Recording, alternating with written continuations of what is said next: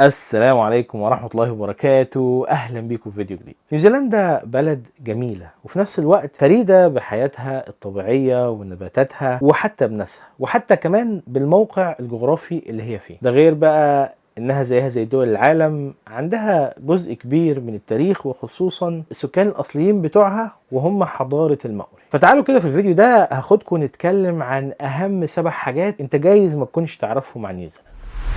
اول حاجه هي عسل المانوكا. نيوزيلندا مشهوره جدا جدا جدا بعسل المانوكا، وهو عسل شديد الخصوصيه لنيوزيلندا، وهو عسل بينتج عشان النحل تغذى على زهور شجره المانوكا، وهو عسل معروف بخصائصه الطبيه. ففي ناس كتير جدا تستخدمه مثلا للعنايه بالجلد، وكمان بيستخدم مع معظم امراض الجلد والجروح. وحتى انت لو قلبت كده مثلا لا قدر الله لو جالك جرح ولا حاجه والدكتور كتب لك على كريم من الكريمات الغاليه، هتلاقي ان الكريم ده اصلا هو كل اللي فيه عسل بالاضافه لشويه حاجات تانية. وطبعا ربنا يعافينا، هو بيستخدم في علاج بعض انواع السرطانات وكل ما له علاقه بقى بمشاكل الجهاز الهضمي ووجع الزور والبرد وكل حاجه على نفس الشكل. بيقال ان في بعض انواع العسل في بعض الاماكن التانية ليها نفس الخصائص العلاجيه، ولكن نيوزيلندا بتتفرد بعسل المانوكا. والجميل هنا ان عسل المانوكا ده هو العسل العادي، انت ممكن تروح تشتريه من باك اند سيف اللي هي محلات السوبر ماركت، ممكن تروح تشتريه من المزارع مباشره. والخصائص الطبيه للعسل ده بتتوقف على النحل كل منين، لان النحل ممكن يكون لف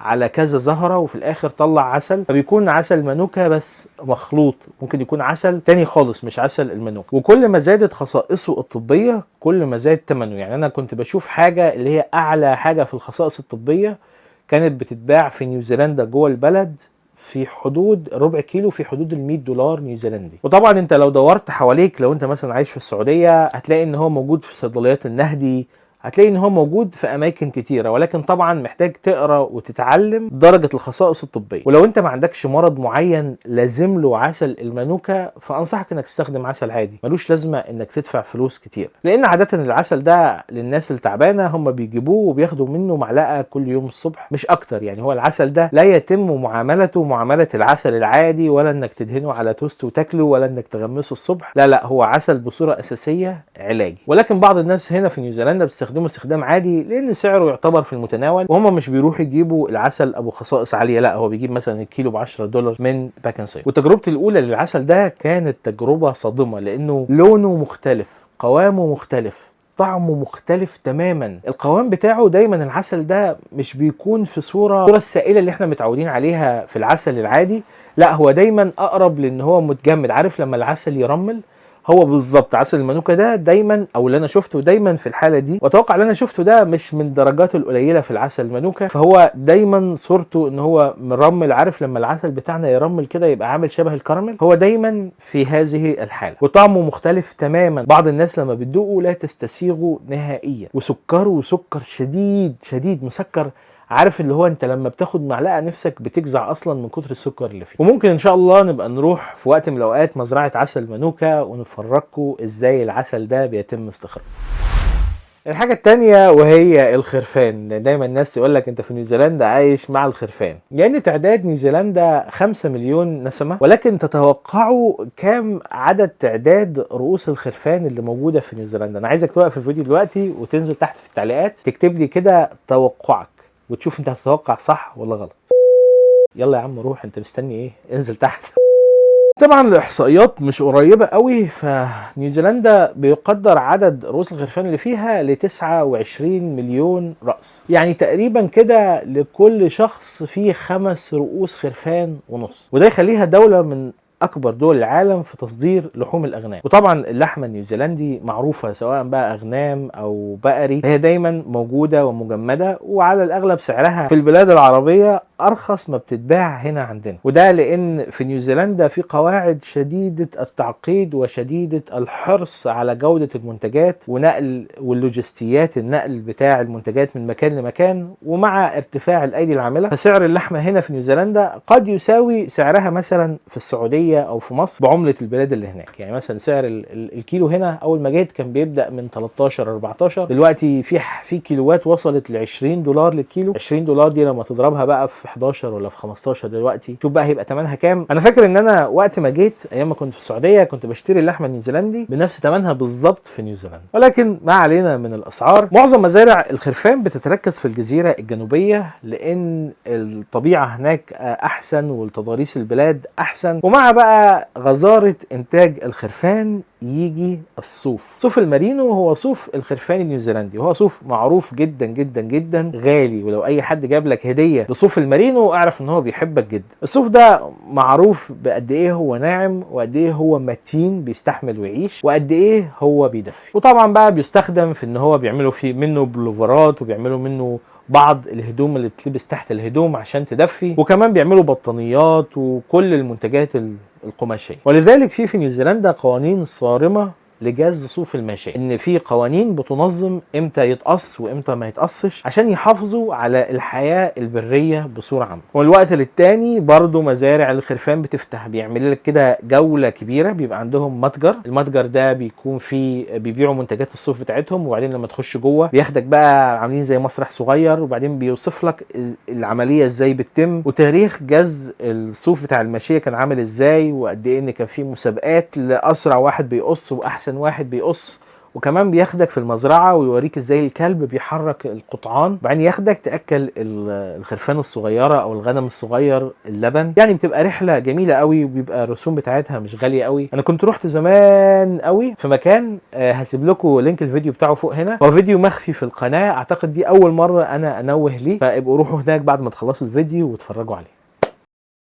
من ساعة ما الثلاث أجزاء بتوع لورد اوف ذا رينجز اتصوروا في نيوزيلندا، ونيوزيلندا بقت مش عايز أقول لك يعني في ناس بتيجي مخصوص عشان تشوف الأماكن اللي اتصور فيها الفيلم. وطبعا قرية الهوبيتس هي المكان اللي الناس بتيجي عليه. لو كنت اتفرجت على الفيلم هو مكان كله خضرة وجميل، وفي بيوت مبنية بصورة مختلفة على قد الهوبيتس اللي كانوا موجودين في الفيلم. على الرغم ان الناس كتير بتجيله من كل مكان، الا اني بقالي 3-4 سنين اهو لسه ما رحتش، ولكن ان شاء الله ناخدكم في رحله لهناك. المكان بيبعد عن اوكلاند قرابه الساعتين بالعربيه، ولو هتاخد الباص هتاخد لك 3-4 ساعات، ولازم تحجز الباص ولازم تركب الباص من مكان معين. لكن العربيه سهله، بتبقى ساعتين كده في السريع، تقوم صاحي الصبح بدري قبل الساعه 8 ولا 9 قبل ما يفتحوا بساعتين، تركب العربيه وتروح هناك. بس لازم تتاكد انك كنت حاجز التذاكر، لان الدخول بالحجز مش بتشتري تذكره من وانت واقف، لان على الاغلب مش هيكون في اماكن لو رحت في نفس اليوم، انت محتاج تحجز مسبقا.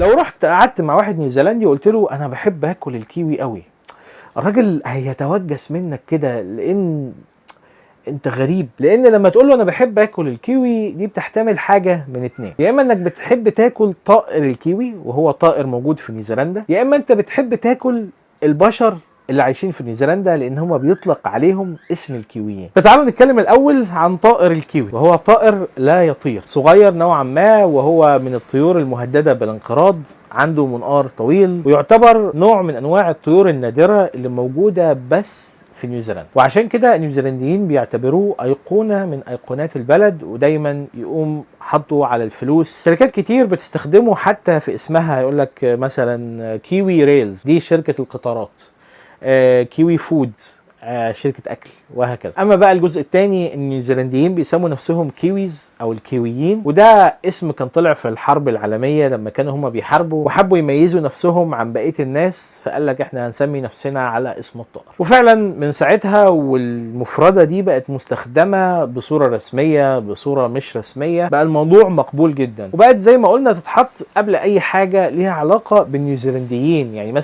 مش بس بالطائر، لا، يعني مثلا يقول لك ايه كيوي ستايل ده طريقه لبس النيوزيلنديين، كيوي فود ده طريقه اكل النيوزيلنديين، وهكذا. اما بقى لو عايز تتكلم عن فاكهه الكيوي لازم تقول الكيوي فروت عشان يفهموا انك بتتكلم عن فاكهه الكيوي. والكيوي النيوزيلندي برضو كيوي مميز جدا، وهو اسمه الجولدن كيوي، وبيجي لونه مختلف شويه عن الكيوي الاخضر اللي انت متعود عليه. هو كيوي بيكون ذهبي اصفر، ولما بتاكله اللذاعه اللي فيه قليله وسكره كتير قوي، وعاده حجمه بيكون اكبر من حجم الكيوي العادي. فبعد كده لما تقعد مع واحد نيوزيلندي وتقول له انا بحب الكيوي، لازم تقول له انا بحب اكل فاكهه الكيوي.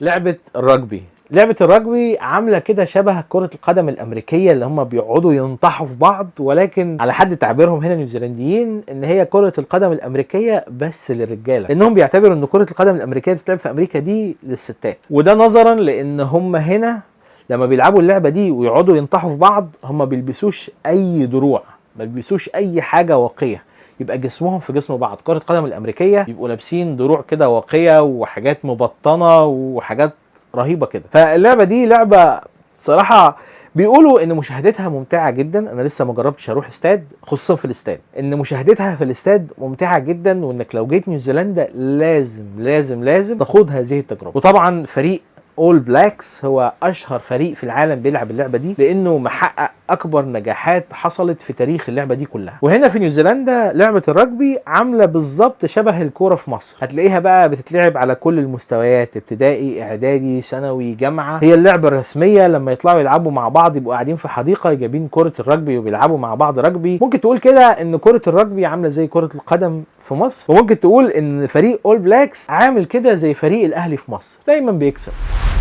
حضارة الماوري. الشعب الماوري هم الشعب الأساسي أو السكان الأصليين لنيوزيلندا، وكانوا موجودين هنا من آلاف السنين. وفي بعض الآثار أو الحاجات بتقول إن هم ليهم علاقة مباشرة بالقدماء المصريين، لأن إحنا لما رحنا المتحف كان في مركب شراعي عامل شبه المركب الشراعي أو مركب الشمس اللي موجود عند القدماء المصريين. ففي روايات قديمة بتقول إن القدماء المصريين زمان قوي قدروا يوصلوا لنيوزيلندا، ولكن أنا مش عارف ايه حقيقة الكلام ده. ولكن مع قدوم الاحتلال البريطاني لنيوزيلندا وبعدين قعدتهم مع الموريين على ترابيزة واحدة، مضوا معاهدة السلام اللي بيسموها معاهدة وايتنجي، اللي هو الايام اللي جايه دي او يمكن الايام اللي فاتت كان في يوم اجازه رسمي في البلد عشانها. قعدوا واتفقوا ان الموريين ليهم حقوق وان البريطانيين هيحطوا ايدهم على البلد، ومن ساعتها طلعت دوله نيوزيلندا. السكان الاصليين متمسكين بحضارتهم جدا، متمسكين بلغتهم جدا. اللغه الماوري هي لغه منطوقه غير مكتوبه، يعني هم بيتكلموها بس، فمش من السهل ان انت تتعلمها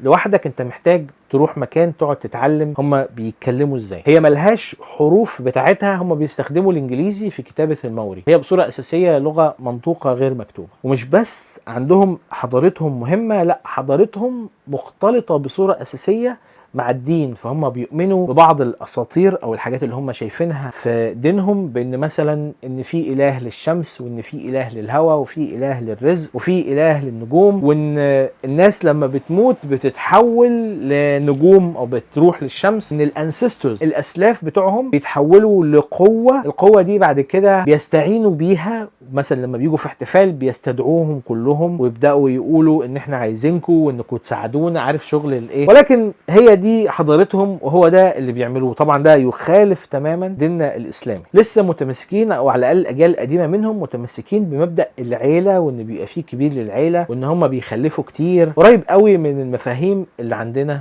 في بلادنا. وطبعا لو هنتكلم عن شعب الماوري لازم نتكلم عن رقصة الهكا، اللي الرقصة اللي هم بيستخدموها في ان هم يرحبوا مثلا بالضيف الجديد، او ان هم يودعوا حد مسافر، او بتستخدم في الزواج، او ان هم يقولوا ان احنا معاكم وبندعمكم. زي مثلا لما حصلت مجزرة كرايست تشيرش وراح قرابة 55 شهيد من شهدائنا في المسجد، العصابات النيوزيلندية جت قدام المسجد ورقصت رقصة الهكا وقالت ان احنا بندعمكم وبنحترمكم وهنجيب الراجل اللي عمل المشكلة دي وهنعمل وهنسوي فيه. ومن اكتر الحاجات اللي شهرت رقصة الهكا دي تاني فريق اول بلاكس اللي بيروح يلعب الرجبي، وقبل ما يلعب بيرقصوا الرقصة دي.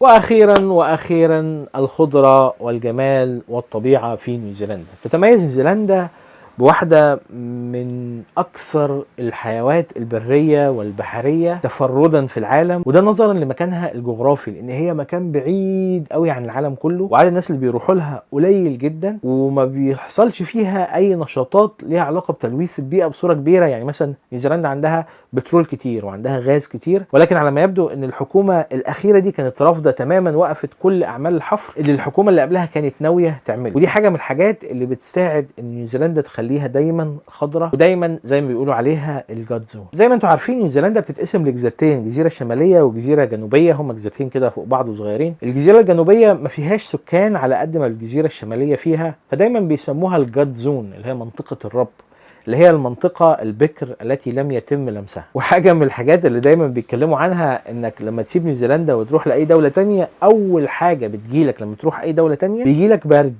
لانك الهواء النظيف اللي انت كنت متعود عليه في نيوزيلندا ما بقاش موجود، فجهازك السيستم بقى بتاعك بيبدأ يتكيف مع النظام الجديد. بس يا سيدي، دول كانوا اهم 7 حاجات او اكتر 7 حاجات انت محتاج تعرفهم عن نيوزيلندا. انزل تحت في التعليقات وقول لي ايه اكتر واحدة عجبتك، او ايه حاجة تانية انت تعرفها عن نيوزيلندا احنا ما اتكلمناش عنها. ولحد ما نشوفكم ان شاء الله في الفيديو الجاي، اشوفكم بخير والسلام عليكم. حاجة من الحاجات المهمة جدا اللي ما اتكلمناش عنها واللي حصلت بعد تصوير الفيديو، وهو الامطار، الاجواء الغير متوقعة.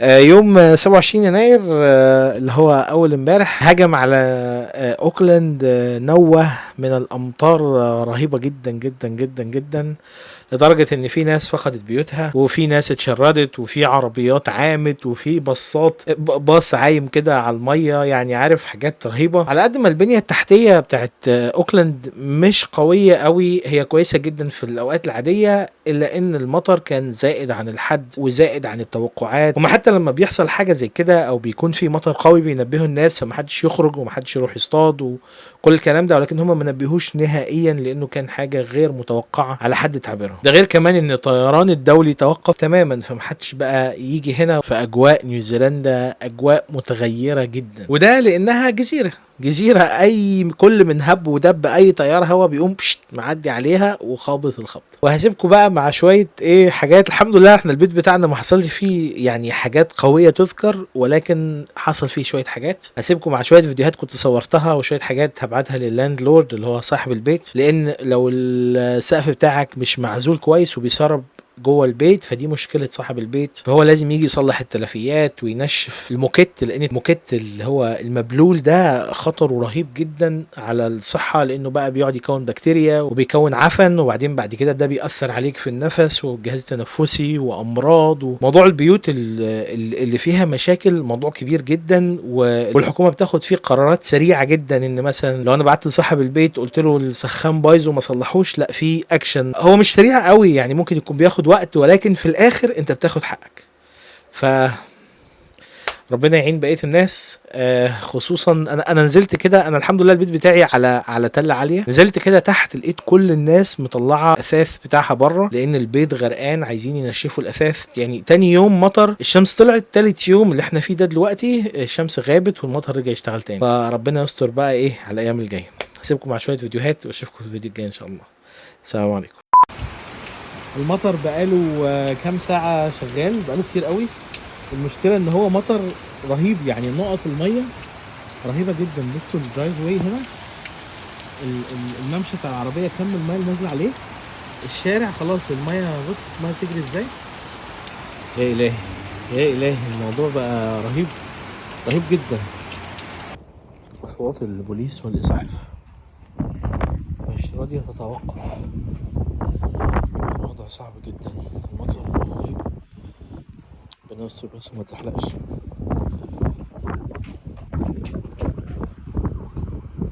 بص كل حته انا نازل في مهمة قوية جدا، نازل اجيب صندوق الزبالة، لان مع المطر والمية طبعا المنحدر ده يبقى صعب جدا. بس الهاف بوت بتاعي ربنا يستر بس ما تحلقش. ده بيزحلق جامد اوي.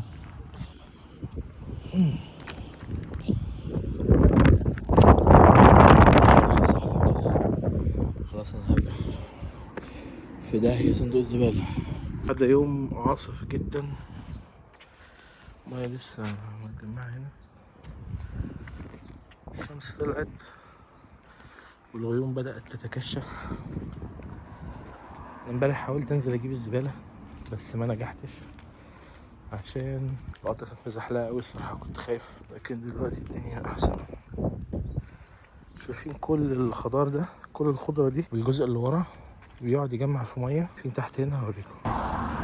المفروض ان ده هو عداد المية، والبتاع بتاعته طارت. المهم شايفين المية دي مية بتجري. الميه دي كلها تجميع الزرع ده كله بالجزء اللي ورا البيت بيقعد يجمع في ميه وبعدين ينزل الميه دي. بس الجميل هنا نظم الصرف كلها مظبوطه، اهو دلوقتي بقت مظبوطه لان الحمل بقى طبيعي. الميه ماشيه كده وفي الاخر في بلاعه هناك. امبارح لما كنت بوريكم حتى من البيوت التانية، بص الميه هنا، يعني المجرى ده جاي من البيوت التانية اللي على مدار اللي في اخر الشارع. شوف الميه بتجري ازاي، الميه بتجري هنا. ودي الزباله، انا كنت عايز انزل اجيب الزباله امبارح. طبعا الزباله بصوا يا الهي مليانه ميه. تعالوا نفضيها. يا تقيله اهو، دلقينها هوب. يلا دي اتغسلت هوب هوب. اخدها بقى فوق واقلبها عشان تنشف. الحمد لله الميزه عندنا في البيت ان هو مرتفع عن الشارع ارتفاع جيد، الحمد لله لم يصبنا شيء حتى الان من فوق. ولكن في مشكله تانية حصلت، هبعتها للمالك اوريكم الفيديو بتاعها. الجزء ده في البيت عاده احنا بنعمله زي مسجد كده، وكان كل مره الدنيا تمطر بيدخل لنا ميه هنا من الشباك ده، اوريكم فيديو ليه. وكان بيدخل لنا ميه من الجزء ده كده هناك، الجزء ده هنا. جم حاولوا يصلحوها كذا مره ولكن لم ينجحوا. المهم الاضرار اللي حصلت، شايفين الحته دي؟ شوفوا معرجه ازاي، الخشب شارب ميه لحد ما استوى على مدار الزمن. الحته دي طريه من جوه، وهنا بص الميه جايه من تحت البيت، ايدك تتبل. ده طري ولكن من فوق من هناك الحته دي طريه جدا، فده معناه ان في ميه في الحيطان، في ميه داخله في الحيطان. ودي الصراحه مشكله كبيره من مشاكل البيوت الخشب.